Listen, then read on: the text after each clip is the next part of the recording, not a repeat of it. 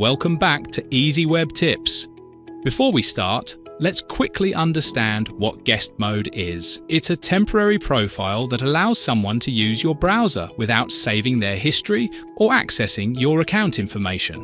While this can be useful, you might want to turn it off to control browser access. To disable guest mode, we'll need to make a small change in the Windows registry. Don't worry, it's safe if you follow these steps carefully. First, press Windows plus R on your keyboard to open the Run dialog box. Then, type regedit and hit Enter.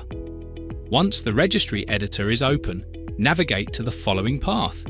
If the Google or Chrome folders don't exist, you'll need to create them. Now, in the Chrome folder, right-click on the empty space, select New, and then dword 32-bit value. Name this new dword browser Guest Mode Enabled. Next, double-click the newly created dword and set its value to 0. Click OK to save your changes.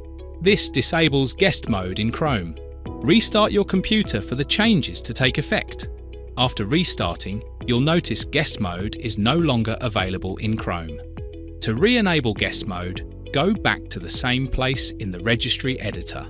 Now, find the Browser Guest Mode Enabled dword. To enable guest mode again, you can either double-click the dword and change its value to 1, or right-click the dword and delete it entirely. Both methods work. Guest mode will now be restored and available in Chrome. And there you have it.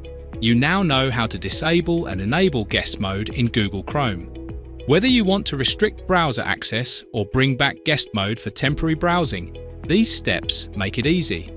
If you found this tutorial helpful, please like, comment and subscribe to Easy Web Tips for more tech guides. See you in the next video.